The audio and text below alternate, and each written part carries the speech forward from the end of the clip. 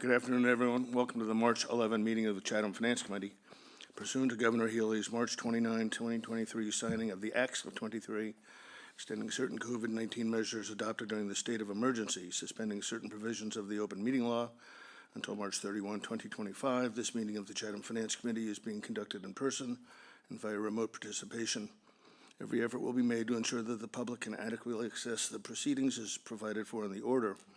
A reminder that people who would like to listen to this meeting while in progress may do so by calling 508-945-4410, again 508-945-4410, and enter conference ID 504-285-8 #, 504-285-8 #, or one may join the meeting online via Microsoft Teams through the link in the posted agenda.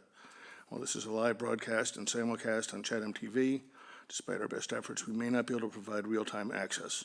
We'll post a record of this meeting on the town's website as soon as possible. With that, we are going to start with a call to order and then continue working on the various warrant articles. We have a couple of citizen petition articles, collective bargaining agreement. So with that, Tommy Doan. Here. Barbara Madison is not here. John Papalardo. Here. Joanne Sprague. Here. Andy Young. Here. Kristen Andres. Here. Tracy Shields. Here. Eric Whiteley. Here. And the chair is here. So with that, Carrie, over to you for budget adjustments and transfers, please. Thank you, Mr. Chair. You're very welcome. So this is an annual article for budget transfers. Last year, we didn't have any. So therefore, items that may have shortfalls or transfers from free cash or transfers from special revenue funds that require town meeting vote. There is a transfer of $60,000 from the fire capital line to the general liability insurance line to cover unanticipated increases in the insurance. I just want to kind of go over this a little bit. If you remember last year, we had to get a reserve fund transfer for the insurance line, and we had already voted on the operating budget for FY 2025. So this is due to those increases from last year. We are seeing the increases again in 2025, but we were able to find the funds from the fire capital line that they have not used yet. So we're transferring $60,000 to the insurance. Mr. Chair, Yep. before we go on, could you remind us again, please, Carrie, of the amount of the increase in the insurance premiums?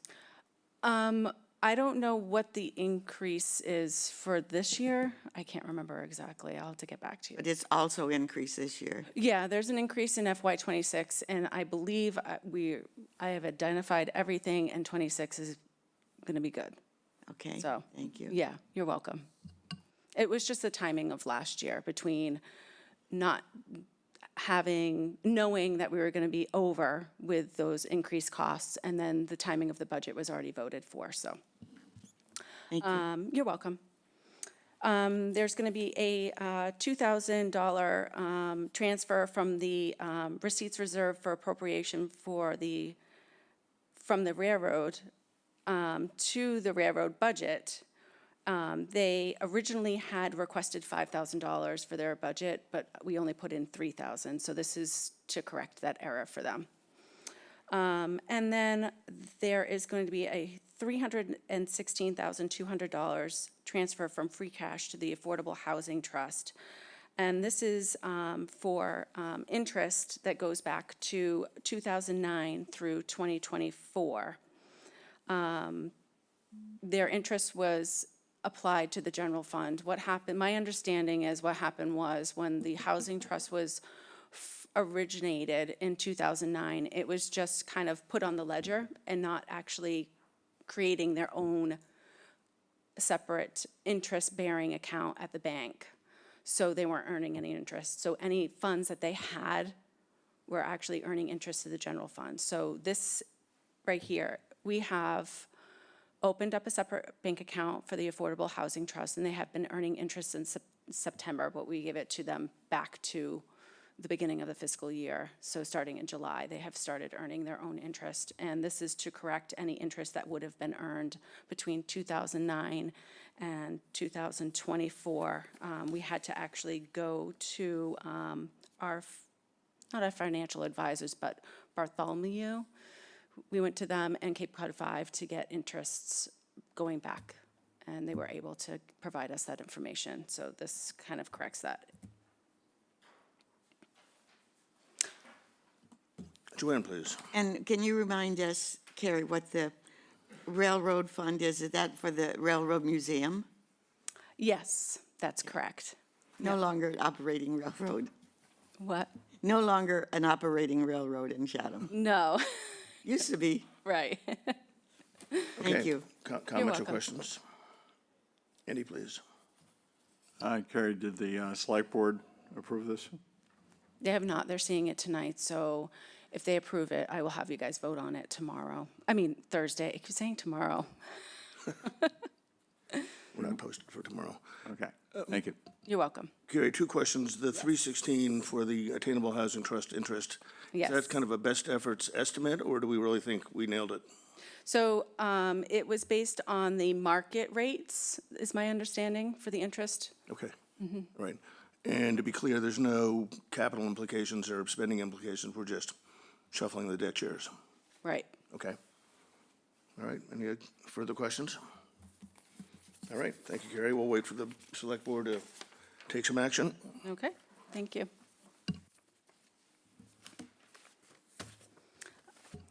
Collective bargaining. Megan?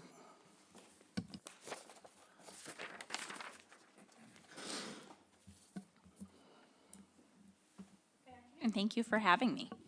Welcome. So I am here because we are pleased to report that the town's negotiation efforts with two of our collective bargaining units, the Chatham Municipal Employees Association and the Chatham Managers Association, have resulted in tentative agreements for a successor collective bargaining agreement.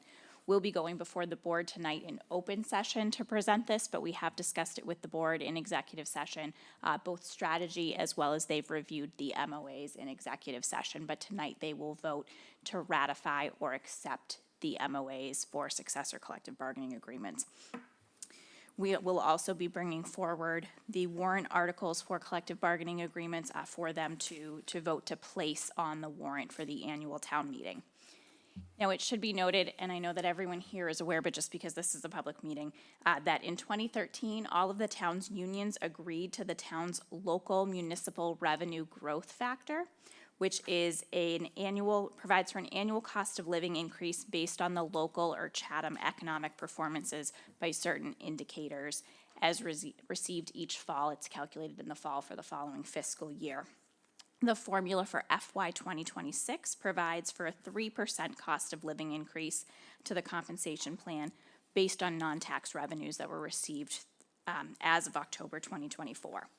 Both the local municipal revenue growth factor and step increases are included in the annual budget for FY 26 scheduled for the annual town meeting under the town operating budget warrant article. Mr. Chair, Yes, Jordan. can we know, we've got the percentage for the cost of living, and the percentage for the step increases runs what? 2%, So that's an assured 5% increase yes. for the employees. Yes, depending on where they are on the compensation Yeah. plan. There are some that are stepped out, and especially depending on their length of service or. Then they get longevity. Yes, they get longevity again, depending on their tenure. Okay, thank you. No problem. So we will be bringing the warrant article before the select board as well for any tentative agreements that require additional appropriations. Our negotiations this cycle really focused or centered on the commitment of the town and the unions to employee retention, and our discussions considered certain economic factors affecting those living and working on Cape Cod, especially wages and paid leave, salary data from surrounding municipalities, and then the impact of an hourly rate and that adjustment of an hourly rate for our 40-hour-a-week employees as well as our 35-hour-a-week employees. Many of the tentative agreements that we'll discuss today also reflect the employee feedback that's been gathered through the town manager's Food for Thought program, which has been held annually or have been held monthly for over a year. Mr. Chair, Joanne, please. I'm sorry to interrupt so often. You mentioned an hourly rate for the employees. What is that? So every employee's hourly rate is It's different. different. Yes, What's yes, the there's scale? not a universal hourly rate, but as we looked at this, we looked at what the impact is to adjusting an hourly rate, particularly those step increases or the COLA, and how that affects a 40-hour-a-week employee differently than a 35-hour-a-week. Do you have a high and a low? Yes, I can share a high and low with you.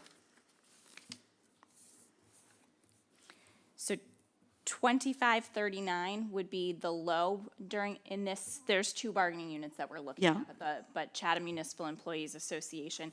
The high really depends on the position. It can go up quite a bit depending on their classification, but 7330, oh, I'm sorry, no, we don't have any A's in Chatham Municipal Employee. 5869 for a Chatham Municipal Employee Association would be the highest classification, highest rate on the wage scale. That would be a step 15, so that would be someone who's advanced 15 years through the wage scale at our highest classification position. Okay, thank you very much.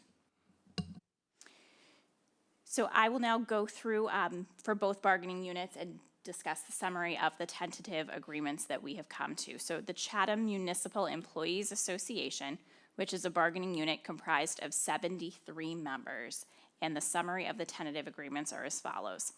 All 40-hour-per-week positions covered by the bargaining unit with an annual salary of less than $65,000 shall receive a one-time step increase on July 1st, 2025. So that's in addition to their regular step increases. Also effective July 1st, 2025, all 35-hour-per-week positions shall be increased to 40 hours per week. An inclusion of a deadline for tuition reimbursement requests. Currently, the language doesn't have a deadline in there, but in order to budget appropriately, we have instituted a deadline of October 15th for consideration for the following fiscal year to make sure that we budget for those considerations. An update to current performance evaluation forms, on-call pay and formal administrative procedure language for the facilities division, a change to how transfer station employees are compensated for holidays that are worked, and those are holidays as defined by the collective bargaining agreement. Transfer station employees shall receive pay at a rate of time and 1/2 for their hourly work performed on a holiday as determined by the collective bargaining agreement in addition to their holiday pay, and that does not go into effect until July 1st, 2025 as well. 1 additional day of vacation leave per year for employees upon successful completion of 1 year of service until attaining 5 years of service, again effective July 1st, 2025. Up to 1 week or 40 hours of vacation cash out at the end of the fiscal year available to employees eligible to earn at least 3 weeks of vacation, and this provision would only be available if an employee has carried over their 80 hours of vacation leave into the following fiscal year. An increase in the amount of boot allowance for eligible positions, which is 40 eligible positions in the bargaining unit, from $150 annually to $250 annually, again effective July 1st, 2025. A requirement for employees to utilize town vehicles when performing town business unless the vehicle is unavailable or the terms of the business don't support that, and then it would require department head authorization to use their own personal vehicle. And then a change to the health insurance cost-sharing structure, and you may remember this because we discussed this last year as well when we were doing police, fire, and dispatch negotiations. But this reverts back to a 70% employer responsibility, 30% employee responsibility for all unit members regardless of their hire date. And this change would remove the 2-tier model that was implemented for employees that were hired after 2012 who received a cost-sharing percentage of 65% employer responsibility, 35% employee responsibility. And then the final summary that's here is the amendment to the duration provision that would allow for notification of an intent to bargain a successor collective agreement to be sent out between 150 days and 180 days before the expiration of a current contract. And the previous language did not have a time frame in there. So this is a reopener clause, if you will. So Megan, why don't we take a second and see if the committee has questions in respect of the CMEA agreement, proposed agreement. Any questions? Joanne, please. Just please go over the the proportion between the employee and the employer on the health insurance again for Yes, me? absolutely. So for active employees, there's currently a two-tier structure in place. So employees hired before 2012, they receive a cost-sharing percentage of the employer paying 70% of the insurance and the employee responsibility being 30%. Hired Okay. after 2012, it's a 65% employer responsibility, 35% employee responsibility. So this would bring everyone back to that 70-30 percentage cost share. Thank you. And Megan, does that generally reflect market these days, 70-30? Yes, yes, we did a survey of that before we looked into this. Okay, thank you. Is there sort of a cost estimate relative to the entire proposed agreement? There is. So the fiscal impact for the CMEA cost associated tentative agreements for FY26 is $304,000. Thank you, Eric, please. On the increase, thank you. On the increase of, from the 35 per hour week positions to the, changing all those to 40, did that also change anything in the benefits they were receiving, put them into a different category? Or? It does not. Thank you. Okay, Chatham Managers Association? Chatham Managers Association. So this bargaining unit is comprised of 7 covered positions. And the summaries are as follows. So removal of reference to the agency service fee, which is actually in accordance with the 2018 Supreme Court Janus decision. An update to the grievance and arbitration procedure to amend some timelines, as well as to insert a new step. So currently, human resources is step 1, the town manager is step 2, and arbitration is step 3. This would change it to make the employee's department head be step 1, human resources step 2, the town manager step 3, and arbitration step 4. This is because of the fact that the makeup of the bargaining unit has changed over the years. There used to be department heads in this bargaining unit. There now no longer are. New parameters for professional growth recognition pay. So professional growth recognition pay is a current article in the collective bargaining agreement that can grant a step increase for a bargaining unit member who enhances their position by way of relevant degrees or professional certifications. But we put in clarifying language, so this clarifying language would state that employees are eligible for this provision not more than once in a 5-year period and not during their probationary period unless mutually agreed to upon hire. The next is the same deadline that we discussed for tuition reimbursement for CMEA of October 15th. An update to the current performance evaluation article to remove a subsection that's dedicated to department head evaluations. Memorialization of Juneteenth as a paid holiday, and then reference to Columbus Day to be updated to Columbus Day / Indigenous Peoples Day. A 3rd vacation week available to bargaining unit members after 3 years of service instead of 5 years of service. Up to 1 week or 40 hours of vacation carryover at the end of the fiscal year for employees with greater than 5 years of service. This carryover would be in addition to the maximum of 10 days that's currently allowed to be carried over, but this time would be different in that it's spelled out that it does not have any monetary value and it will be forfeited if not used by September 30th. The change to the health insurance structure as mentioned with CMEA. Another reopener clause for CMA, and this is an amendment to allow for notification of an intent to bargain the successor agreement to be sent no later than 180 days before the expiration of the current agreement. And then a housekeeping item to remove references to department heads as bargaining unit members. Terrific, thank you. Questions for Megan? Megan, I've got 2, both same question, but with respect to the first 2 bullets, the agency service fee and the update to the grievance and arbitration procedure, what broadly are the implications of those?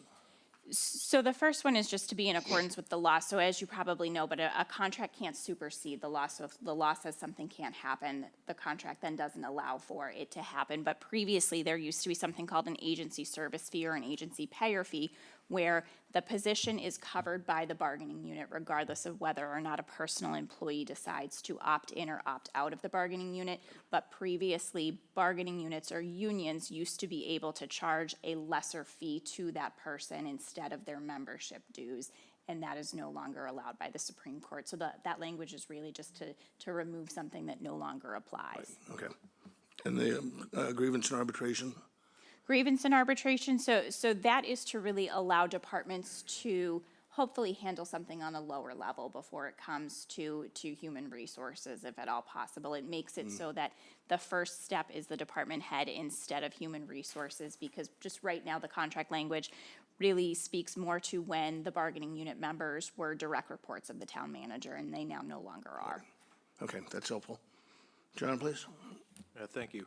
With respect to the health insurance adjustment, curious, does the town already have the new rates for this year? Or do they come, when does the town get the new rates? So we should be getting them very shortly. They come available right around now, and then we get everything ready for an open enrollment period. Okay, so the 304 is estimating an increase, that 5% change with the new assumed rates? Yes, in fact, I think we estimated slightly higher than that. Good, thank you. Okay, further questions? All right, well done. Thank you so much. Thank you, appreciate your time. Thank you. All right, home rule petition, seasonal community designation. Do we have anybody who's going to speak to that? Apparently not. Carrie, you get this? I'm sorry. So let me just take a look at the agenda. So there's only, yep, so we have the home rule petition, accept the seasonal community designation. That would be Carolyn. Yep, there's Carolyn. Okay, welcome, Carolyn. Hello, everybody. Thanks for having me. So our community housing partnership put this together, wanting to take advantage of the recent work up at the state and I think it was in December, they approved the seasonal communities designation. And so those of us working on housing have been waiting for these types of things to come through for quite a while. We're very excited about it. When our committee voted on this, we weren't sure whether or not the towns would be required to opt in or not. So it was tentative. But so now that I believe we've already gotten information from the state saying that we need to do this. So we're very happy that it's going to be on, or hope for it to be on this year's warrant. I did send you a memo outlining some of it. Hopefully you got a chance to read it, but I'll just highlight some of the things that we're very interested in. The tools that will be given once this gets passed and accepted by the town. We'll be able to require year-round housing occupancy restrictions. We'll be able to develop housing with a preference for employees who are necessary for the health and safety and maintaining a year-round community, including teachers, public work employees, public safety employees, first responders, town administrators, and other employees central for the municipal operation of a community. Establishing a year-round housing trust fund and creating and preserving year-round housing for individuals who pursue artistic and literary activities. So those are some of the things that we'd be able to do. I know certainly as I've engaged the community over the years, often the responses I get are, why can't you do this or why can't you do that? So this is really opening up the window as to who would be able to help in our communities. I'll tell you that the year-round housing restrictions, if we had the ability to do that, that would be the cheapest, quickest, and most effective way to acquire attainable housing or housing for that AMI bracket that we've never been able really to address before. We can, we're working on, the trust right now is working on a couple of properties trying to develop for attainable housing. Ultimately, it's going to end up costing the town a lot of money per unit. We don't know what that is yet, but there is quite an expense there. And the process is quite arduous. Whereas if we can just offer year-round housing restrictions to people, it will be a lot less expensive. And then we are able to, one, maybe help an individual, the current owner, with some financial exchange, but more importantly, the overarching value of the year-round deed restriction is we have a placeholder for year-round housing moving forward. And ultimately, that's what we hope to do, is create a housing stock for our year-round residents. So that is one of the biggest things that most of us are very excited about. Also being able to offer housing to the people in the community. Every time we build housing or talk about housing, everybody wants to do it for a teacher or a municipal employee. We've never had that opportunity. So this is something that we feel will satisfy an expressed need that we've heard for many, many years, and our hands have been tied. So I'm really hopeful that we'll be able to move forward and do this. We'll point out a couple of things that, so those are options that we'll be able to do once we have this, once we accept this policy. But there are some things we're supposed to do, required to do, and it's adopt bylaws and zoning ordinance to for permits to permit undersized lots for creation of attainable year-round housing, and adopt bylaws or zoning ordinances to permit the construction of tiny houses to be used for year-round houses. Tiny houses are just a detached structure under 400 square feet. So both of those are also exciting for us in the affordable housing or housing business. I'll tell you that the tiny houses and the undersized lots really offer an opportunity to meet an unmet market. Obviously, a tiny house is going to be less money to build. It's less square footage. Tiny lots are going to end up having smaller houses. And one thing that I don't know if everybody's aware of, whenever we do municipal housing development, usually it's 1, 2, or 3 bedrooms. And inevitably, the way it works is whether any lottery that comes up, you meet the income requirements, and then it's based on the size of household.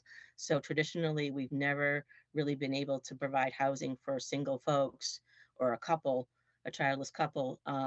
That is changing a little bit. I know the TD Bank, Cape Cod Bank 5 in Orleans, that building there, they have a lot of 1-bedroom units, and we did lean in, requesting a lot of 1-bedroom units on our 2 properties that we're developing now. But statistically across the state, I believe it's 30%. And I think this is like 28 to 30%, whether it's the state, the county, or Chatham.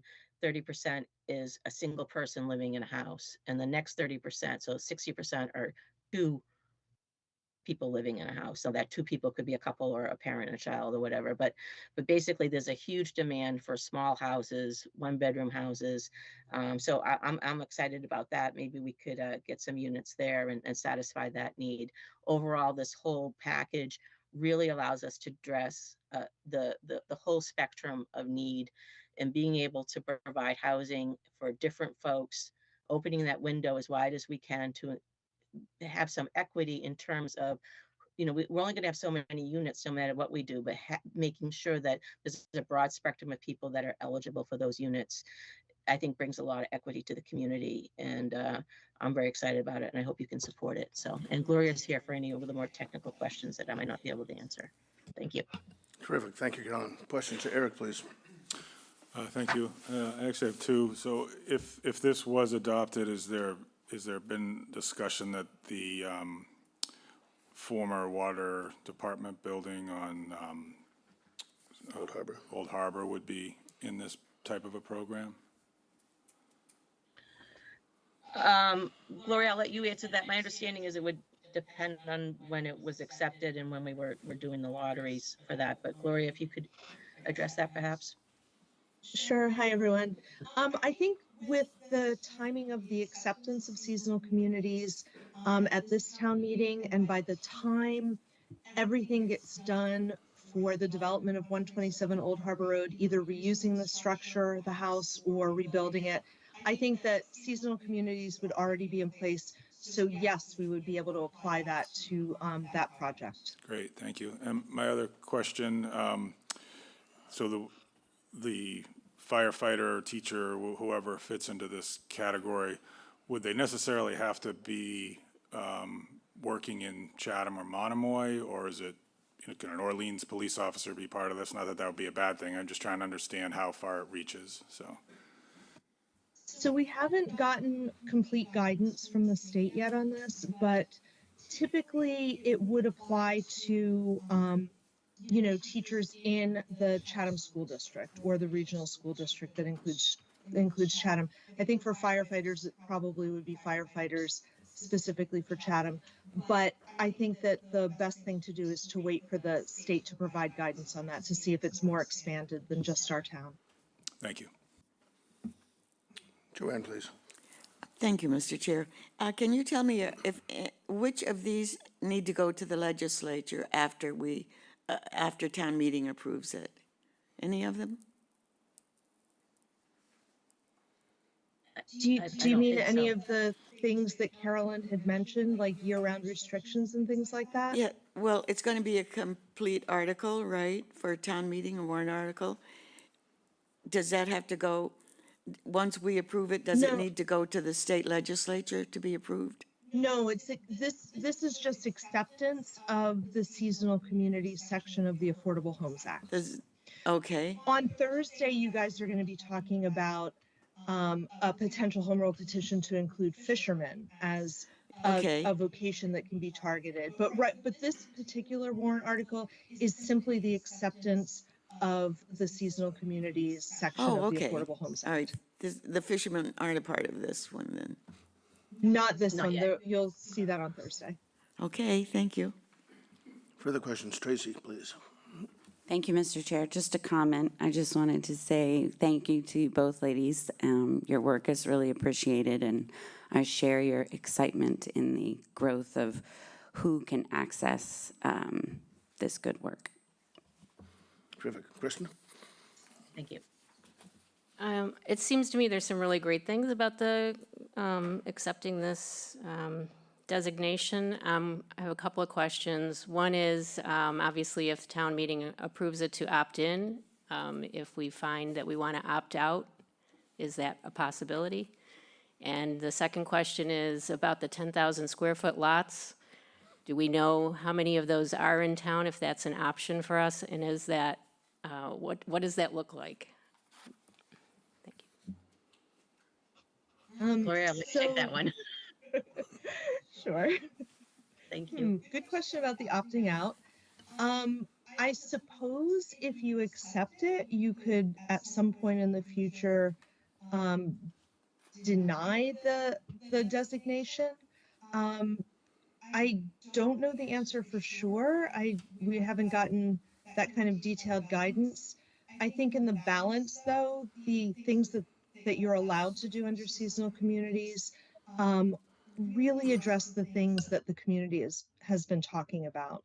Like, I don't know that people would want to opt out of being able to target housing to teachers and first responders, as opposed to opening it up to the entire, wait list in the state for affordable housing, for instance. I think the benefits are pretty amazing, actually. And regarding the undersized lots, 10,000 square feet, we haven't gone through and done an analysis of how many there are in town, but that would be a next step if this was adopted, because one of the requirements of adoption is that you would have to do some sort of zoning bylaw that would allow for that. So at that point, we would be looking at all of the possibilities within town.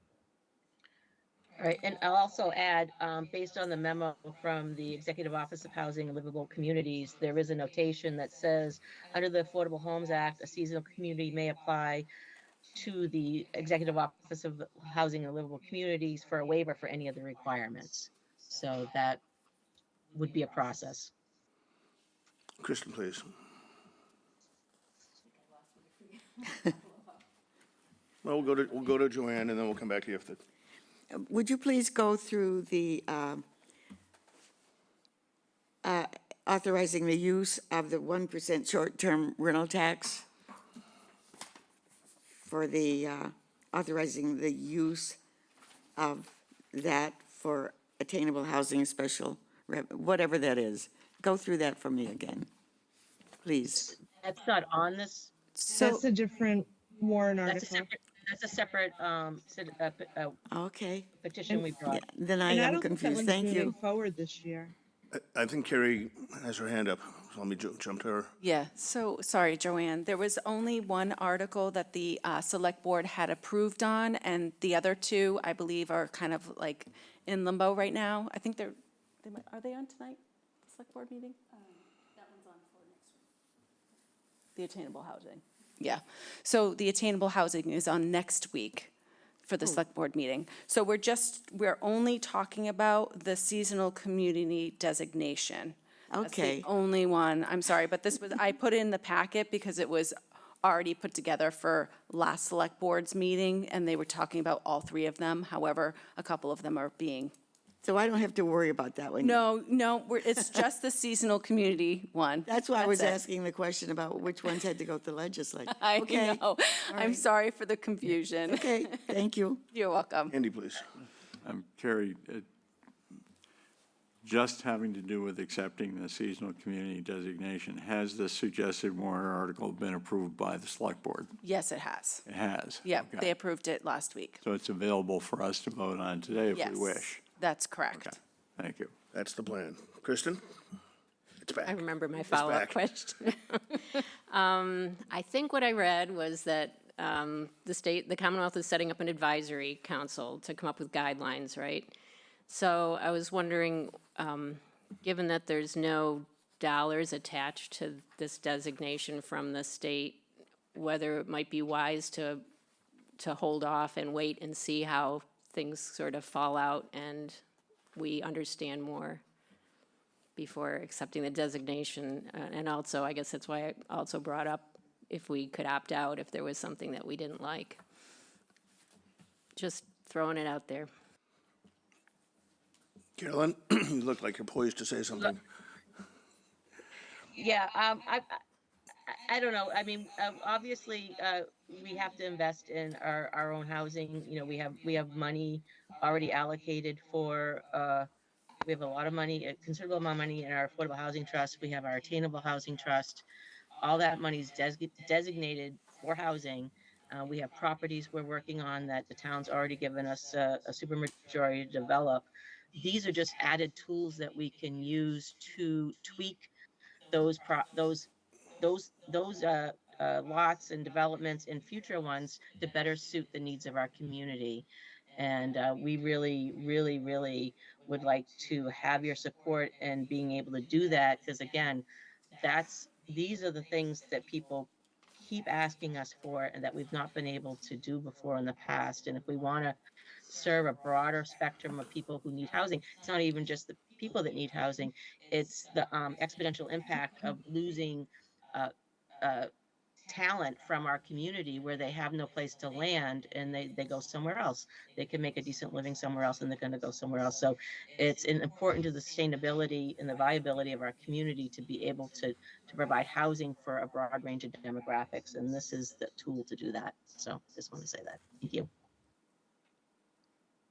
Tracy, please. Thank you, Mr. Chair. In regards to what Kristen was just addressing, I'm wondering if we weren't to adopt it this year, we would then have to wait all the way until the next town meeting, whereas some of the benefits for the projects that are in the works right now wouldn't be able to benefit from the same designation and would have to wait a year and then maybe miss out on some of those properties being eligible for this. Is that correct? Gloria, can you speak to that, please? I think that sums it up very well, yes. Okay. Further comments, questions? Joanne? Yes, thank you, Mr. Chair. Someone mentioned the money in the Affordable Housing Trust. Can you please give us the total of the amount in the trust right now? Gloria? I think the amount is, is it like 2.4 million? Carrie would know, but this is completely unrelated to the Affordable Housing Trust. These things that the town would be enabled to do through seasonal communities is not about affordable housing. It's about attainable housing and year-round housing. There's nothing in here that adds to our capacity to create or deed restrict affordable housing. It's all attainable and year-round.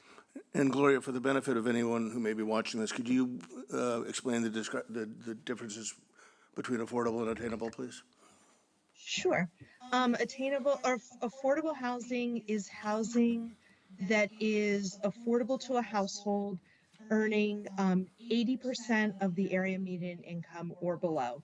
And every year HUD comes up with a new area median income for Barnstable County. And that's the number that we use. And then attainable housing, as defined in Chatham, is anything above 80% and up to 200%.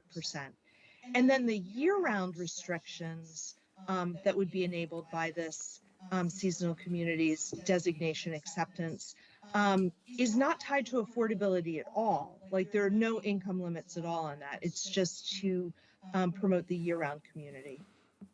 That's helpful, thank you. Further comments or questions? Kristen, please. I guess I really like a lot of the tools, as you say, that this would allow the town. But what troubles me is the 10,000 square foot lot development. And I guess I'd like some assurance of what, or a better understanding of what that looks like, because I immediately think there are a lot of unbuildable lots or lots that could be divided and subdivided into 10,000 square foot lots under this. So tell me I'm wrong in thinking that. Anybody? I mean, so there are definitely lots that are already built on that are under 10,000 square feet. For instance, the Community Housing Partnership looked at a vacant lot at the corner of Pleasant Street and Depot Road and for possible development under 40B. So it would be like a small 2-bedroom affordable house, so 80% AMI and below. And when we were looking at that, we looked at the adjacent neighborhood to see if a small single family house on that lot made sense. And I want to say that lot was maybe 8,000 square feet or 8,900 or something like that. It was definitely under 10,000. But if you looked in the immediate neighborhood, a few streets in each direction, there were some lots that were bigger, that were over 10,000 square feet, but there were a lot of lots that already had houses built on them that were actually smaller. So there are, you know, a lot of actual examples of homes on under 10,000 square foot lots in Chatham. So that said, regarding the number of undeveloped under 10,000 square foot lots, that I don't have the answer, but Chatham is like remarkably built out. Like I can't put a number on the number of lots, but I imagine that the number of lots left to be developed that are under 10,000 square feet is less than the number of actual developed lots of under 10,000 square feet. And regarding subdivision, I suppose someone could subdivide 10,000 square feet off of their lot if they had additional lot area. So you can't peel off 10,000 square feet if it makes your own existing lot non-conforming. So you'd have to have an oversized lot. And I think it's unlikely in Chatham. You know, a few decades ago, all of these lots were like upzoned. So lots that were previously 20,000 square feet, for instance, now all of a sudden are required to be 40,000 square feet in that zoning district. So it's less likely that people are going to be able to take their lots, which are already substandard by new zoning standards, and be able to peel off 10,000 square feet and still maintain the required lot area that their house sits on. Kristen? So my other concern then is I totally understand somebody can't make their lot non-conforming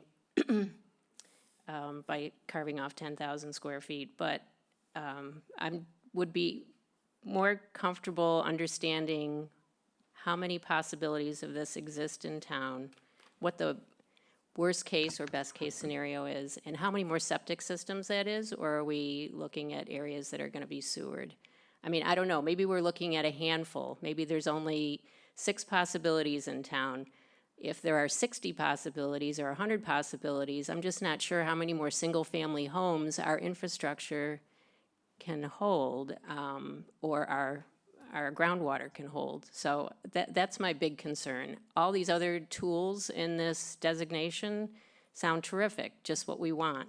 But, you know, strong believer that we can't just continue having single-family homes.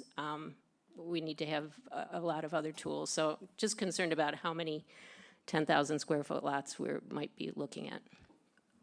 Thank you, Kristen. Andy, please. I like most of the provisions of this, but it's that very one that has me a little bit angst. I mean, seasonal communities are required to adopt bylaws or zoning ordinances, required to permit construction of tiny houses, to permit undersized lots to be used. I mean, I get the sense without more specific language or ordinance that it's creating a void the size of a bus for people to drive through and say, I have a non-conforming lot, and I'm going to divide off another piece. It just makes it less, it makes it more non-conforming, but nevertheless, it seems to be permitted by this. Or I have a 60,000 square foot lot, and I want to you make, can't do that. in an R40 district, and I want to create, 6 small lots or something like that. I mean, what's going to happen to the underlying zoning that we have? I mean, if we consciously make a choice to get rid of R40 zoning, fine, or R30 or R20, but to understand the implications of this, I think the way it's written right now, I can't understand it. Gloria, any observations or thoughts on that, please? I just wanted to point out that you just cannot make your own lot more non-conforming. Even if it's already non-conforming, you can't make it more non-conforming. I beg to differ. There seem to have been some decisions I think there have been some decisions over the last 15 years, 20 years by the Zoning Board of Appeals that have allowed exactly that. And it's a very artful argument, and some of them I know have been appealed further. But it creates too many opportunities for the kind of nonsense we've been putting up with for the last many years in this town. So unless this is clarified to resolve those questions, I'd be reluctant to go along with this. Thank you, Andy. So Carolyn, Carolyn or Gloria, do we have any sense of when we might finish an assessment or a census of potential lots relative to the 10,000 square foot designation? I think we can work with Chrissy at GIS and probably get a good overview of the number and location of those undersized lots, probably within a week or two, the most. Okay, thank you, that's helpful. Joanne, please.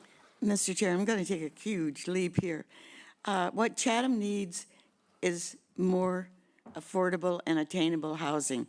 I like the idea of the little lots. I like the idea of whatever we can do to have a place to live for the people that we want to work here. So I'm all for this. I think working out how you exactly can do it is what we've hired you to do. But the idea, I think, is something we need to do, and the quicker the better, because we still have jobs that we can't fill because we can't find good employees, whether they're police or teachers or administration or whatever. They can't find a place that they can afford to live in. And I think this gives us a chance to be creative, and I'm all for it. Thank you, Joanne. Carolyn, is your hand up? Oh, your hand is up. Are you? Oh, I'm sorry, it was up a long time ago, yeah. Okay. I do have a question, though. The folks that are concerned about too many of these little houses popping up all over the place, is it you don't want the little houses, or are you concerned about the water supply in terms of having too many residents that are gonna be using the water? Kristen or Andy? Okay, I'll comment. Sure, water's part of it, but it's also, are we, the small lots that a neighborhood thought were undevelopable are now gonna be developed, so we're gonna be developing more of raw land. I'm all for if somebody wants to divide their property up and put 10 little houses on it, I don't really have a problem with that, except that means 10 more septic systems. If it's on sewer, that's less of a concern. I mean, that's my biggest concerns is developing every little piece of raw land left in Chatham. And it's, to Andy's point, someone taking advantage of some loophole that's not been clearly fleshed out here. And I mean, as you note, we are pretty much maxed out in a lot of ways, and this seems to get potentially all the nooks and crannies and worse, perhaps, something unforeseen that we just don't understand at this point, which is my reason for saying, why are we maybe jumping right now and not maybe wait and see how the advisory group guidelines come out and see how it works in other towns. I just don't, I feel like this is all too soon and that we just don't know what the negative impacts might be, although there are a lot of good things. But, they come at a point of, this zoning thing, and can we opt out and not do it if it suddenly, we have a bad example crop up? So I'm concerned about our resources, not our water infrastructure, but also our sewer. If properties are being developed on sewer, that's great, but developing raw land and just putting more septic systems in the ground is really so counter to making improvements and water improvements. Thank you, Kristen. Tracy, please. Thank you, Mr. Chair. I think it would be helpful to know the number of lots. My guess is that the undeveloped stockpile is a very small number. I also think, just as a comment, I'm thinking of the ADU and just how few people moved to take advantage of that. To me, it seems very unlikely that anyone's going to want to cut off 10,000 square feet from their home, their property, and have a tiny house on their, what had been their property. I think that the likelihood of a Chatham resident doing that is quite slim.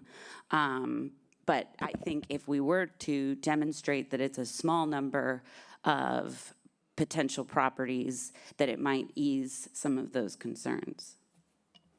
Andy, please.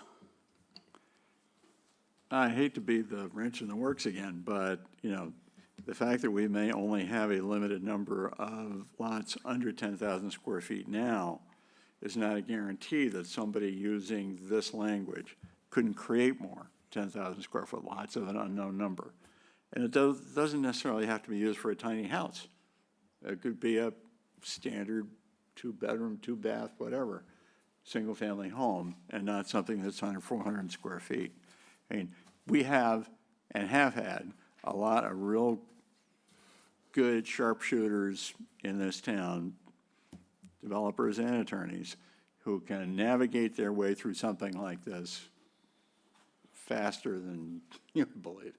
And it's just too much uncertainty, too ambiguous, right? As much as I like the rest of it. Right? And, the next wonderment will be, what are the assessors going to do with this? All right? If we suddenly are able to create a bunch of 10,000 square foot lots where maybe somebody was previously only had a 30,000 square foot lot.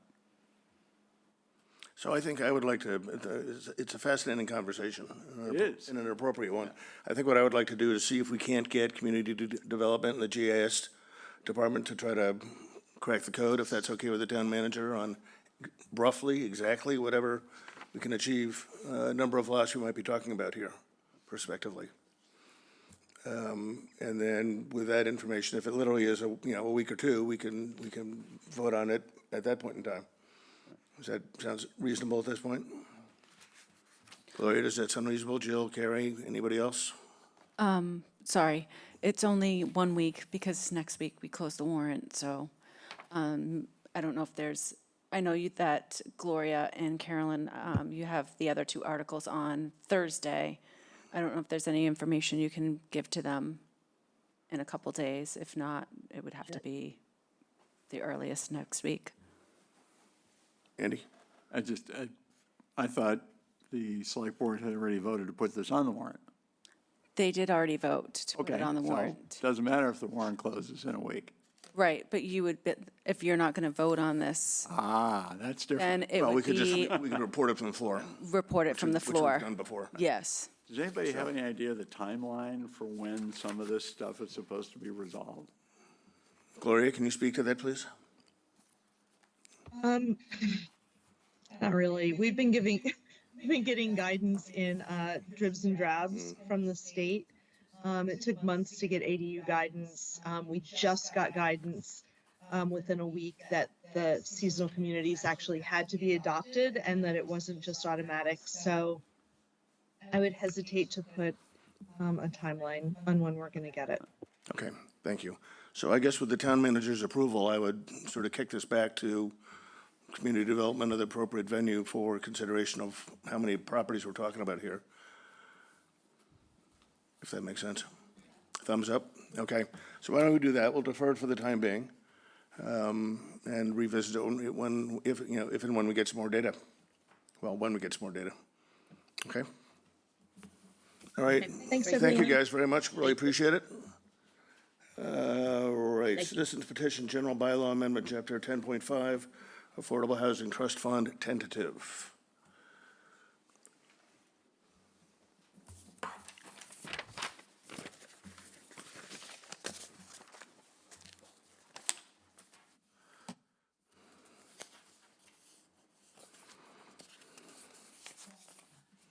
Good afternoon. I was wondering, do you have both petitions, or do you just have one? Okay, let's start by introducing yourself, please, for the You only committee. have one? Let's start by introducing yourself, please. Oh.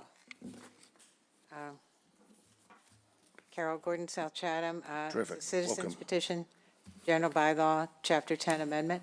Yep, I think we have both of them, correct, Carrie? Oh, fine, Yes, good, okay. yes. So the first petition, after research did not comply, as I think you know, with the Mass General bylaw. So we asked to withdraw, but I think it may be going forward to the warrant and just will not have a motion. Your second petition, the one that was presented that you probably received this morning or this afternoon, it is in compliance with the general state law.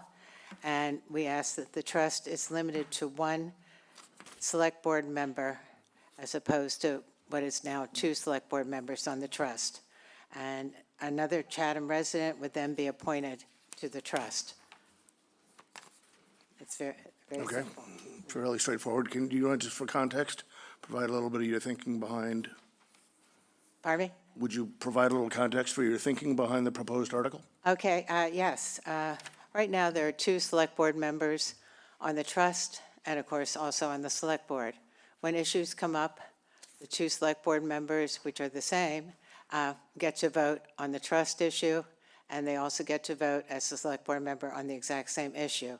We feel that this is just a little, double dipping in a way, but it's, they're getting 2 votes on the trust and 2 votes on the select board. We feel that the state law says that there is a minimum of 1, so we ask that 1 select board be put on the trust and leave room for another Chatham resident to fulfill the second position. Thank you. Comments, questions? Okay, Tracy? I guess I'm just sort of unclear on the votes that the 2 select board are making on the trust are in order to advance things to the select board, correct? So it doesn't seem like it's the same vote happening. No, I think it is the same vote happening. They're on the trust, and there's an issue.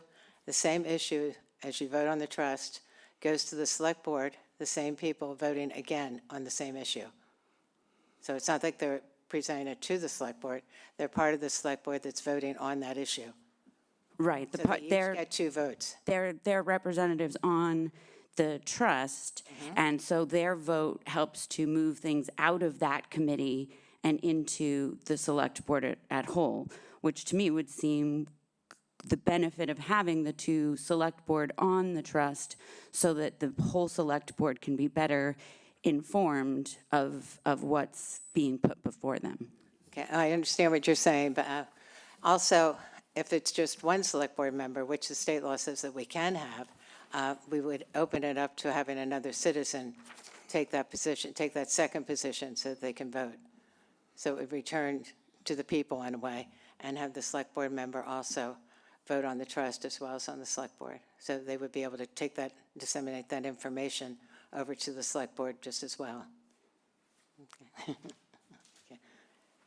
John, please. Hi, Carol, thank you. Hi. Thank you. Just not familiar with the rules around the trust board. Is it limited? In other words, could you just add another community member to that board? I'm not sure, but I don't think so. Okay. Tracy, please. Has there been consent, has there been, to me, it's sort of like a solution in search of a problem. Like, has there been an issue with there not feeling like there were enough people's voices represented at the trust board? I think that lots of times it's hard for your voice to be heard in front of a lot of the boards. And, but one thing is that with the select board, we just feel that, we feel that they're getting to vote twice. And none of us get to vote twice. We all get one vote. And if two select board members are voting on the trust and then taking that exact same vote and voting as a select board member, and we just feel that that is unequitable. It's to me, it's two different voting capacities. It's not taking the same vote twice. Like in the House of Representatives, if you're in a committee and then you're voting on it the same as then when it comes before the full committee, before the full House of Representatives.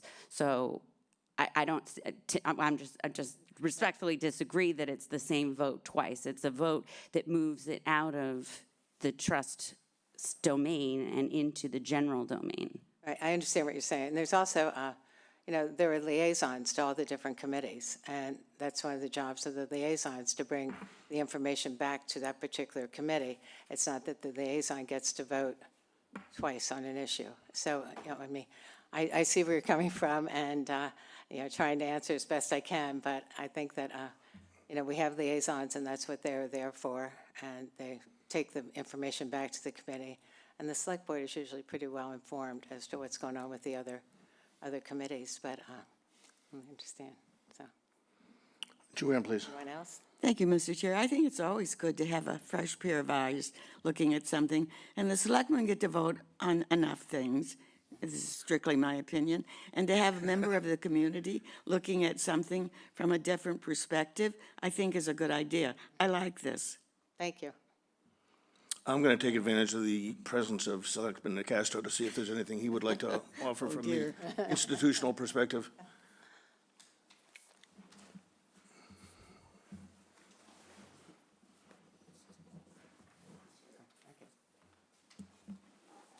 It's kind of a loaded question. Dean DeCastro. I'll speak as your liaison, and I might speak individually. Just in response to questions that Tracy was posing, there are instances where the trust is making a recommendation to the select board, sort of akin to a committee. More recently, they recommended that the select board delegate to them the development conceptualizing for Stepping Stones Road. The select board voted to do that on a 3-2 vote. I was in the minority. There are occasions where the select board and the trust have to take the same vote on an issue. For example, the approval of the recommendation of the town manager on the development of the Buckley property and the Meeting House Road property required votes from both boards. So, akin to what Carol was saying, in that instance, 2 members of the select board who serve on the trust voted with the trust to endorse that, and those same 2 members voted as select board members to endorse that. So it's not always simply a matter of referring something and advancing an issue. We have not heard this yet. It's coming tonight, I think, before us. Are you before us tonight? Not that I know of. Okay, I guess it's next week. Maybe next Tuesday. We just received this revised version today. I'm just going to step out and say, speaking now just as an individual select board member, and it's not my initiative, but I'm probably going to support this. I have not been comfortable with having 2 select board members serving in both capacities. Because those two individuals, and I don't want to speak about personalities here, I'm just talking about the positions, sit at the select board, and to me, it looks as though they're advancing positions that are taken by this other board. The select board has a very distinct responsibility to the voters at large and to the community at large, and to deal with all the issues the town is dealing with. The trust has a very specific and focused mission. I don't suggest in any way, shape, or form there's a conflict of interest within the purview of the conflict of interest law. But I think that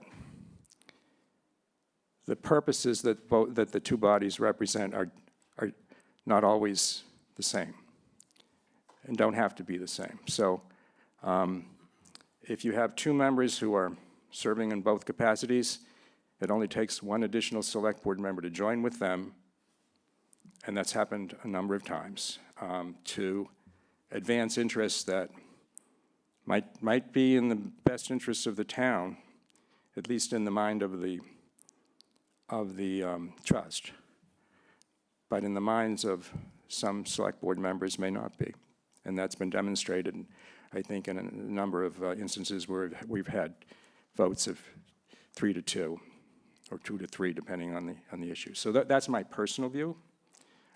The state enabling legislation, as Carol points out, Chapter 44, Section 55C says that at a minimum there has to be a select board member on the trust. So, and that's fine. There should be. I think that's a good thing in terms of sharing information. But I'm happy to answer any questions. Those are my thoughts, and we'll see, what the deliberation is next week when Carol presents her proposal to the select board. All right, terrific. Thank you, Dean. I appreciate that. Andy, please. Got a few hands raised, but I'll start with Andy. Thank you. I tend to think that more involvement by the public is worth it. So I would support this. I've been also looking for, what's the downside? Is there a downside? I'm not sure that there is one. Because, you're just adding another citizen to a committee. Maybe their vote will differ from what the select board chooses to vote, but so be it. That's the kind of system that we have anyway. Thanks.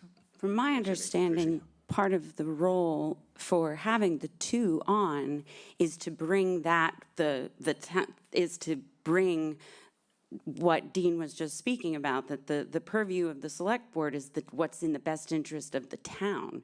And so I think their involvement is to represent what's in the best interest of the town as they're working on issues that the trust is in the trust's purview. There was a reason that two were designated.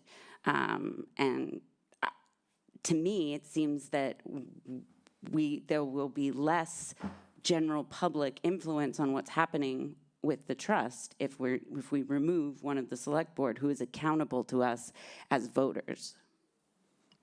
Thank you, Tracy. John? Why do we, who appoints people to the trust? How is it the select board? Yes. And why did the select board decide to go above the one and select two? I don't know exactly when that happened, but Dean probably does. Well, I can provide some context to that, too. But I'll let Dean go first.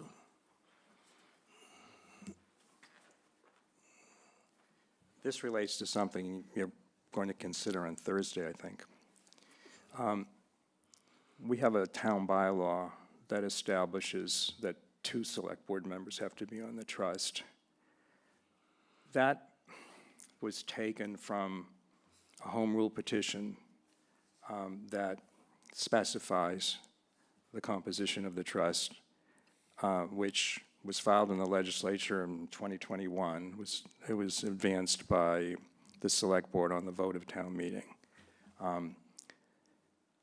And because it hasn't been enacted, with the legislature having adjourned, it has to be refiled. And the staff, the town manager, has submitted it to the select board to consider. It's coming up tonight. If you watch tonight's meeting, you're going to see me offer an amendment to remove the specificity of the composition of the board of the trust from that home rule refile, because my purpose in doing that is that I don't want this codified in state law. I want it to be up to the voters of Chatham to determine from time to time whom they want on this board, with the exception that, in the language I'm offering tonight, there still has to be one select board member. So I give you that background because, to answer, John, your question, the reason there are two now is that it's in the bylaw of the town. We took that language from the home rule petition that was filed in 2021, and we adopted a bylaw locally to have that language. So that's why it's in there. I don't know if I've confused things by mentioning what I'm going to do tonight, but. No, I don't think so. The only incremental context I would provide is, as Andy will certainly remember, we had a working group of the Finance Committee, I think in 2020, that really tucked into the whole housing scheme in Chatham for attainable and affordable housing. One of the recommendations that the Finance Committee made, and I don't know that we can necessarily take any credit for what happened, but was the adoption of what we referred to as the new model for the Affordable Trust. Old model being 5 select members and members of the select board and 2 citizens, and we inverted that because that's sort of what best practices is now across the state. And the thesis being that select board are terribly busy with a lot of things, and I think has historically been demonstrated here in the town of Chatham over the last 20 or 30 years. Things like attainable and affordable housing don't get the attention paid to it that it deserves. So our recommendation to the select board was to invert it from 2 and 5 to 5 and 2. I don't see, on reflection, that changing it to 6 and 1 would adversely affect the intention of the Finance Committee's report, was to expedite action on these matters, excuse me, and just get things going, get things done. So, incremental context. Further comments or questions? Tracy, please. I just reiterate my liking to have members on there that are accountable to voters. Understood. Joanne, please. Well, I'm just saying that even though that was what we thought would be the best form a few years ago, that doesn't mean things don't change. And from the looks of things, some of us think there is a better way of it working to have less than 2 selectmen on both the Board of Selectmen and the Housing Trust. So things change, circumstances change, and we learn as we go along. I still like this, and I'm in favor of it. Thank you, Joanne. Eric? I'll just be real quick, just to echo, I'm feeling the same way that Tracy is about this. So. Okay, I think we will let this marinate for a couple of days and let the select board take it up tonight. Is that correct? I think you said? Or? Okay. I think I'm next week. Next week. Okay, thank you very much. All right, appreciate it. Thank you very much. All right, what we got? The airport citizens petition. General bylaw change restricting land use at Chatham Airport to Federal Aviation Administration Airplane Design Group 1 aircraft. Hi, my name is Jerry Stahl, and I'd like to explain the context of this proposal. So it has to do with what the FAA defines as airplane design groups 1 and 2. Design group 1 is the traditional planes, propeller planes that have been at Chatham Airport for a long time. And design group 2 is larger airplanes such as turboprops like the Pilatus and jets. So this proposal was signed by almost 100 Chatham residents, voters, and could easily have gathered more. Voters are tired of the airport increasingly impacting the surrounding community without concern for the safety and well-being of residents. The Chatham Municipal Airport Master Plan update for 2018, which is currently in effect, claimed that it would, quote, maintain the character of Chatham as a small airport that primarily serves recreational pilots while improving safety and security for residents and aviators alike. However, this AMPU plan actually encourages airport use by charter flights without respecting community concerns. The master plan continues to define the so-called critical aircraft, which determines the safety requirements of the airport, as a small Beech-Baron B-58 propeller aircraft. However, in subsequent years, the number of charter flights by larger planes has continually increased. Last year, for instance, there were more than 6 times as many Pilatus operations, Pilatus PC-12s, turboprops, as there were these critical aircraft, the Beech-Barons, propeller airplanes. The legal problem with this is that the Chatham Municipal Airport is not designed for these larger aircraft, not designed in the sense of FAA definitions of safety requirements. This is a serious safety issue. FAA design standards which are repeatedly accepted by the town in its grant assurances to FAA, specify that for safety reasons, an airport should meet design criteria appropriate for its so-called critical aircraft. This is defined as the most demanding aircraft type which makes regular use of the airport, where regular use is defined as equal to or greater than 500 operations a year. The problem is that for the past 4 years, the number of operations for Airplane Design Group 2 has been substantially over 500, namely 575, 625, 532, and 638 respectively in the past 4 years, according to data from FlightAware and the FAA. The airport does meet the design requirements for Design Group 1 aircraft like the Beech-Baron, but not for Design Group 2 aircraft like the Pilatus. These aircraft are larger with wingspans over 49 feet. That's the defining characteristic between the groups. They are generally turboprops and jets rather than propeller planes.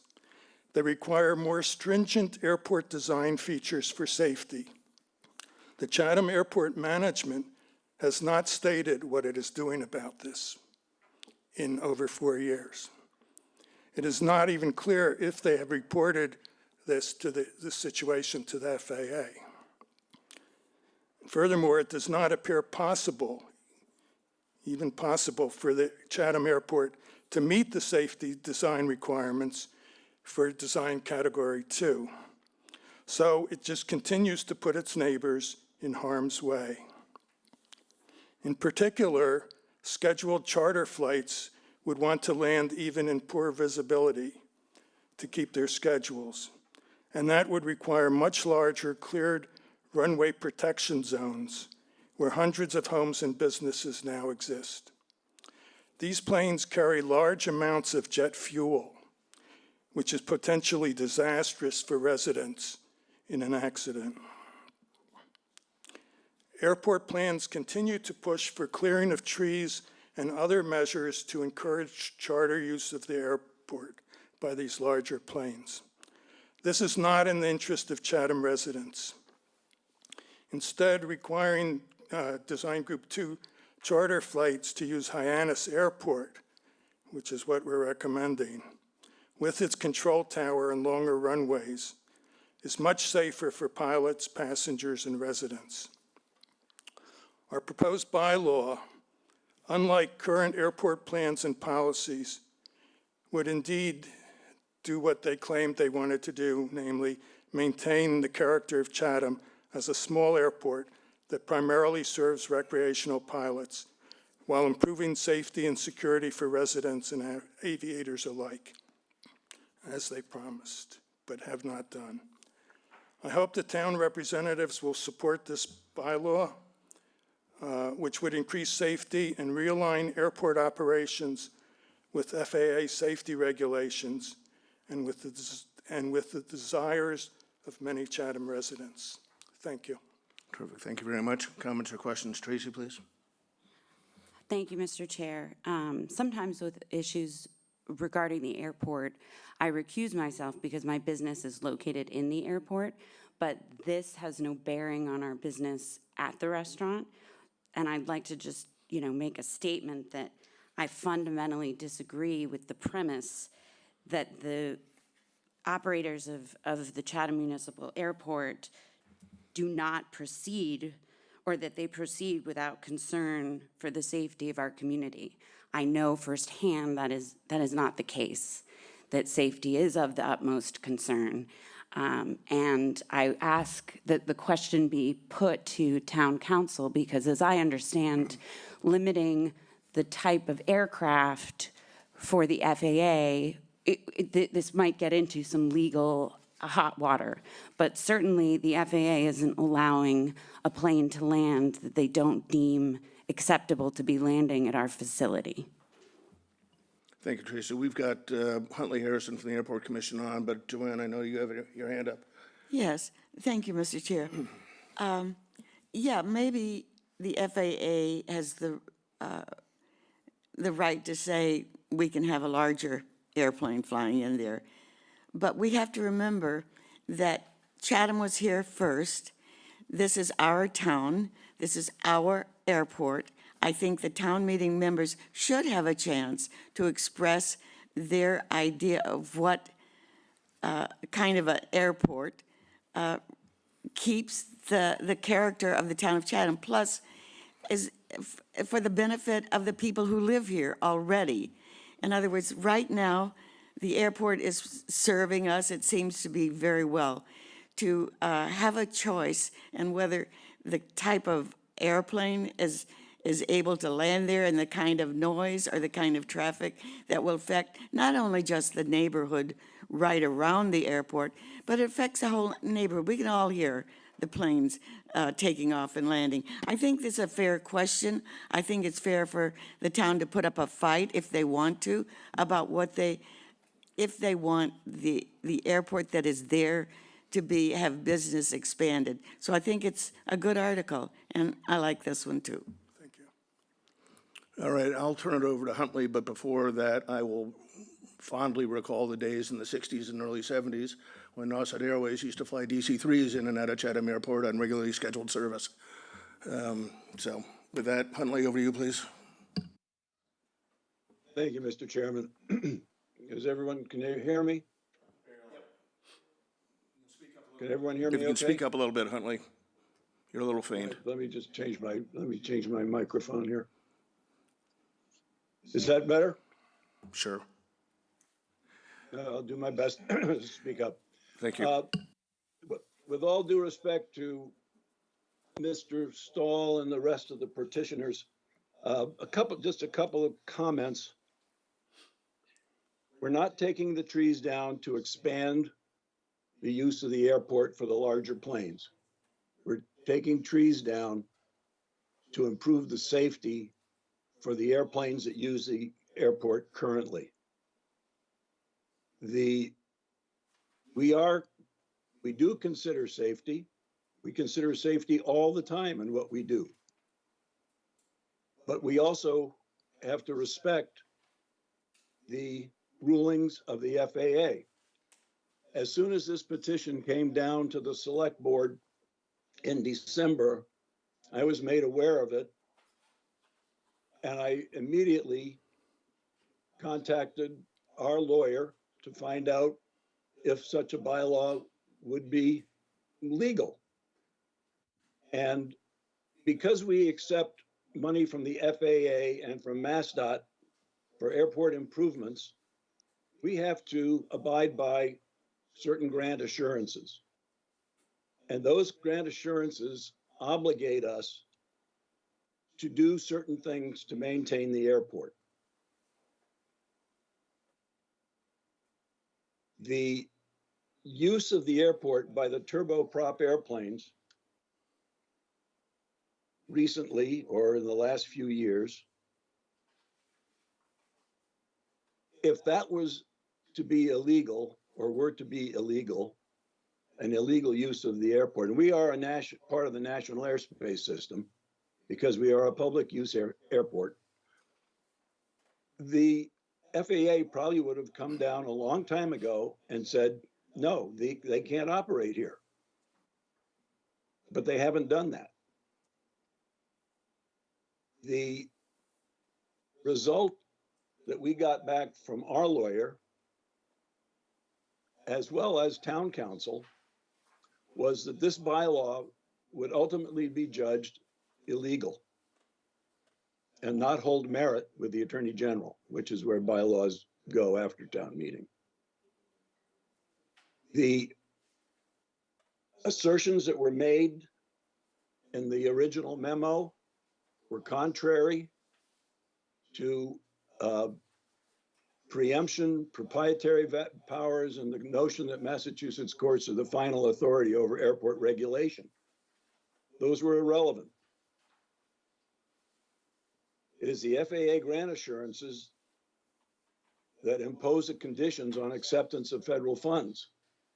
And those federal funds allow us to keep the airport safer, as well as MassDOT funds. And MassDOT has very similar grant assurances. So with all due respect to the petitioners, I don't think this is going to fly. And I think you would have the public voting for an illegal, something that is against the law. I'll take any questions. Thank you, Huntley. Questions, comments for Huntley or otherwise? Mr. Stahl? Joanne, please. Well, even though the FAA and the DOT may come down and say what we want to do is illegal, it's American as apple pie for you to ask for something better for this town, and I still like it. And I hope town meeting gets a chance to speak on it. Tracy, please. Thank you, Mr. Chair. I appreciate what Joanne is saying, but I also appreciate, the chair asked at a previous meeting, how much we've been spending on litigation and the amount of money that the town of Chatham has spent litigating things that are not legal, that the town has been asking for, has been a colossal waste of money. Andy, please. Huntley, I'm not sure, you probably have been asked this previously, but if we were to tell the FAA and Mass Aeronautics to go take a flying leap, how much might we have to pay them to get out of it? I have no idea. 100,000? I don't know. 100 million? A big number, right? Because we it'd have be pretty used a lot expensive. of their money to maintain the airport. Yep. Carrie, I think you had your hand up. Oh, yeah, I did. Thank you, Mr. Chair. I just wanted to make sure that you guys are aware of the town council's opinion that was in the packet. Okay, just wanted to make sure everybody saw that. Thank you. Thank you. Has Andy? this gone before the select board yet? Tonight. Tonight, okay, another. Yep. We're going to be doing a lot of voting on Thursday. Tracy, please. Just one other point, and then I'll stop.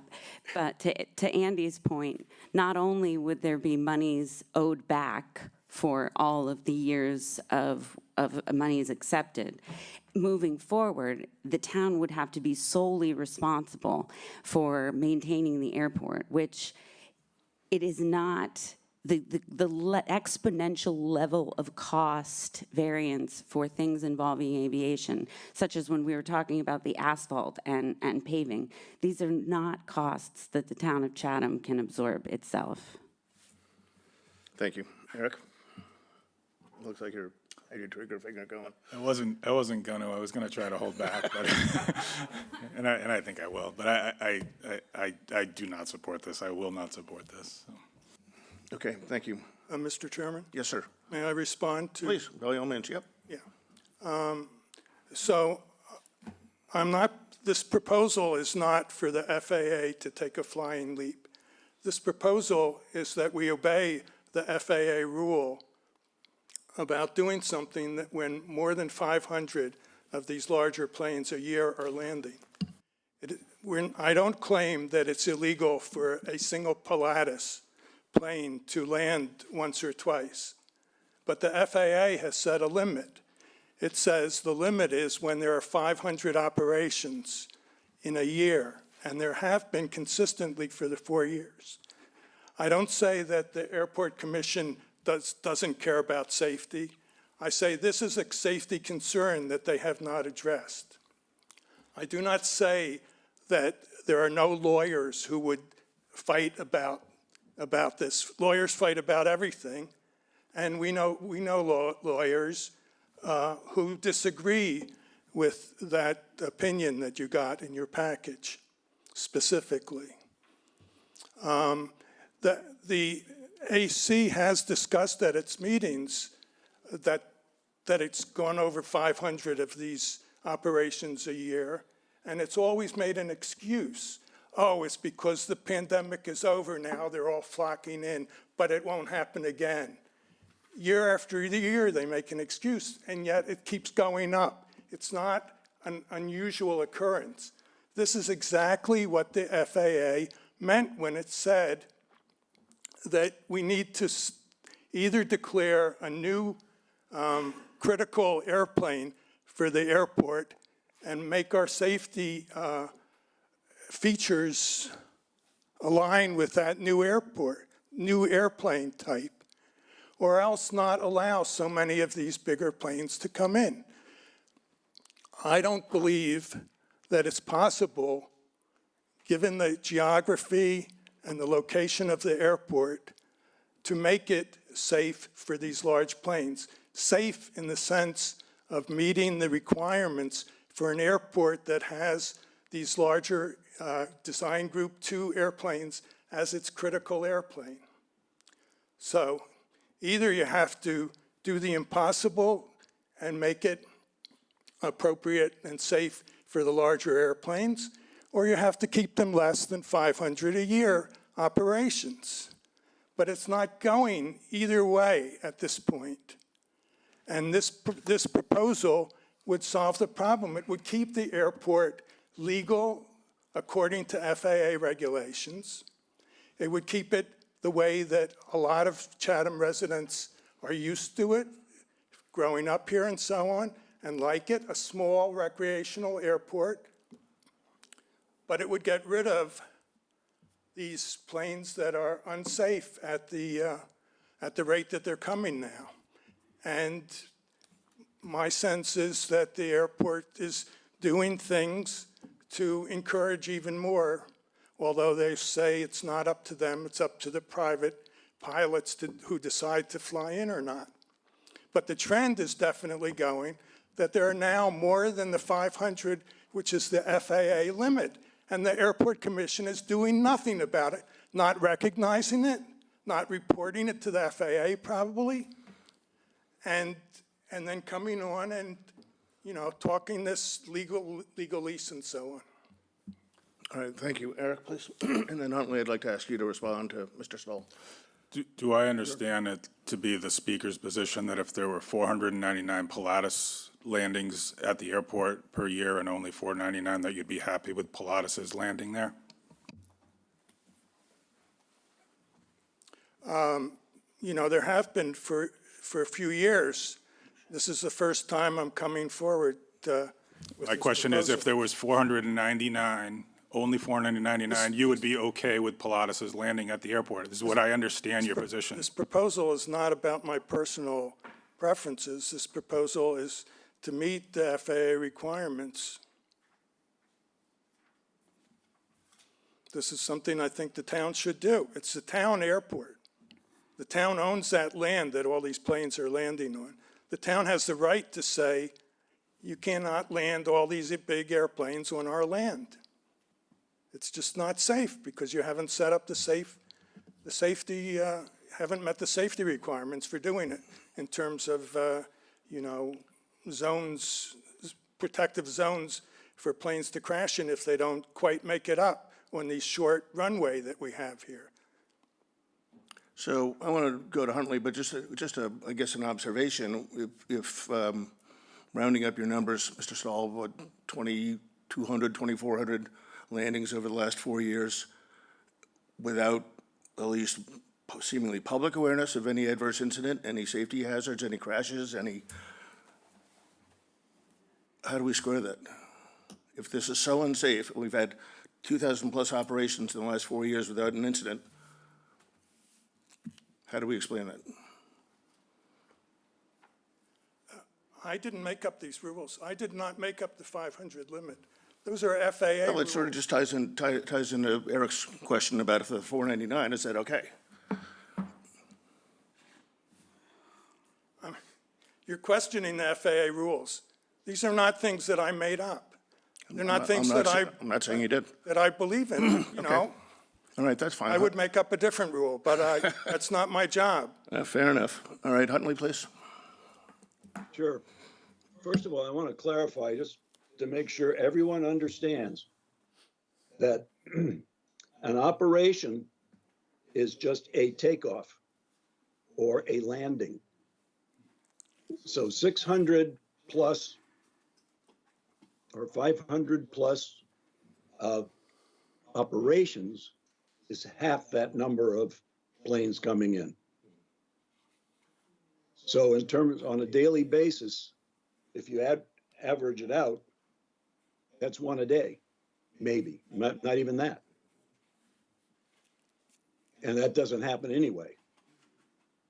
But the FAA is aware of what we're doing, what the number of operations at the airport. We don't keep that quiet. And if they had a complaint about it, that there was something unsafe about it, I'm sure we would have heard about it by now. The other thing is that the FAA just recently, in the last 5 or 6 years, repaved our taxiways and our taxi lanes and made the airport safer so that airplanes would not enter the runway in the middle, and make sure they only entered the runway and exited the runway at the ends or near the ends. So I doubt very seriously that the FAA would come back and say, oh, all right, we have a few extra operations over 500. We're going to come in and now we're going to spend all this money to widen the runway, to take more trees down, to enlarge the RPZs, just because there are a few extra operations per year. To me, I don't think they're going to do that. I don't think it would be financially sound for them. Maybe in 15, 20 years, when things probably need to be redone anyway, but I don't think right away. And I think the fact that that there may be, I don't know what Mr. Stahl was referring to as a lawyer that, I mean, everyone can find a lawyer that will be, partisan to what they're saying or what their argument is. That's not hard. But the lawyer they found and who was referenced in the memos cited just about, 5 or 6 different items that were substantially shot down by our lawyer, and that there was no legal precedent for them. So, I mean, I'm sorry that the citizens feel that way. And and I keep repeating that the airport is working as hard as we can to keep it as safe as possible. And we are not, believe me, we are not encouraging more of the PC-12s to come in. But as an airport in the national airspace system, we cannot prevent them from landing as long as it's safe for them to land. And that's not my decision to determine whether it's safe for them to land. That's the FAA. Or the town with this bylaw? No, nope. Has nothing to do with the town. Okay, well, Airspace we've got and opinions. airports, I knew you had airspace and Okay. airports are governed by the FAA. I'll hold my peace. Huntley, not sure if I saw it in the package, but does the Airport Commission have a advice of counsel with respect to this matter? Oh, yeah, we have opinion? our own council. Oh, yeah, Is it in the package, Kerry? should be. Is it? Okay, so It's the we've got Anderson opinion from the Krieger. Aircraft Council, we've got an opinion from Town Council. I think we should take some time and go through those, and again, I think the Select Board's hearing this today. All right, thank you, Dean. So, Joanne, please. Oh, my goodness. What do we have here? A group of our own Chatham residents, our neighbors, American citizens fighting against the bureaucracy and the big price lawyers? I say keep at it, because that's our airport. I know we have to go by the rules, but when it comes to expanding them, or when it comes to our complaints about the way it is or the way it's changed from the beginning of it, I think we have every right to do that. And I would suggest there's going to be money spent in this town for lawyers for a lot of different things. And for the people who live here, the people who've lived around that airport for ages, and the people who want to help them and their neighbors to be able to do something like this, I think the town can spend a little bit of money on that. We spend a lot of money on some big things that don't bring us much results. So I'm all for this group, and I'm all for a town meeting get a chance to speak on this. Tracy, please. Thank you, Joanne. My last statement, I just would like to say, at least behalf of this member of the Finance Committee, that I really appreciate the work of the Airport Commission, and that aspersions cast on the integrity of the Airport Commission, the airport manager, and the way that it's run are truly bothersome, because these are people that really care and are really trying their best, and are keeping, I'm sorry, I keep hearing mumblings from the audience that's very distracting. But it is my opinion that the Airport Commission is doing a great job, and I think that we should support the people that we've put in place to make these decisions. Thank you. Other comments or questions? Mr. Tall, anything, or Huntley, anything further? Just one thing.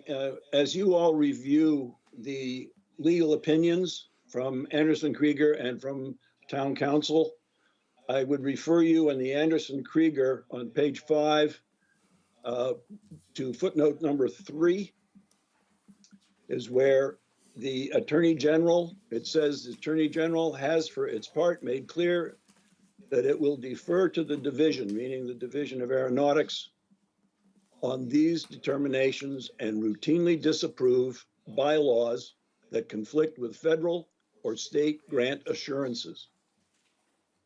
And the case law here is the town of Rehoboth, and it had to do with helicopters. Okay, thank you. All right, so we'll see what the Select Board does with respect to this, and probably take a vote on it on Thursday or next week. So thank you, Mr. Stahl. Thank you, Huntley. Thank you. You're welcome. I think that's probably it. Do we have any warrant articles we want to try to vote on, Gary? Which one's that? She says 2 votes. So, so one of the votes will not be taking today, because you wanted more information. That was on the Right, seasonal yeah, seasonal community designation. designation, so we might have to postpone that one for another meeting. If they can't get the information to you, we'll have to do it whenever, but anyways, we'll, That's fine, and I think the reference on the memo too from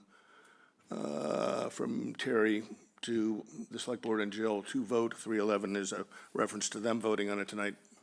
yeah. Yeah, okay. Yeah. No, it's all good. To vote, that was, just so I had that. I have piles in my office, so I'm trying to make sure I keep everything organized. Two-vote pile. Yes, to vote pile. You'll see those on the other ones too. All right, so the only one that we can vote on today is the airport capital article, and that was for $59,175. When I was just looking at it, I noticed that it says from free cash. However, that's not typically how we've used the airport articles before. And when it was brought up to you guys on February 20th, it was to use the tax levy, and I will have to change that. I have a note for myself. And using the tax levy it's not even 1 cent to the Right. tax rate. So, but that's typically how we usually use fund the airport articles. I'm not sure why the draft says free cash. It must have been. That's all right. but So we'll fix that. the ask is $59,175. Yep. Sum of local funding required for design permit bid for the main apron rehabilitation, drainage improvements, and navigation aid replacements. Yep, that's correct. So it's for $10,425 for nav aid replacements, $30,000 for drainage improvements, and pave the parking lot, and $18,750 for the design permit and bid for the main apron rehab. All sound like things to enhance the safety of Chatham Municipal Airport. And the Yes. source of funding is, The tax levy. Tax levy. it is going to be tax levy. Yes. Yes, that's correct. Yep. I noticed that there was an error, so I need to fix that. Okay, comments or questions? Crazy. Just to point out that, so the 59,000 is just our share of the total project, which is 1,183,500. The federal and state government are covering the rest of it, correct? Correct. That's our 5%. The funding mechanism is 90% federal, 5% state, 5% local. So if nothing further, I'll take a motion to support. Second. Thank you. Tommy? Yes. John? Yes. Joanne? Yes. Andy? Yes. Kristen? Yes. Tracy? Yes. Eric? Yes. Chairs in favor, 8-0. Thank you. Thank you. All right, there apparently being nothing further. Oh, John's got his hand up. There is something further.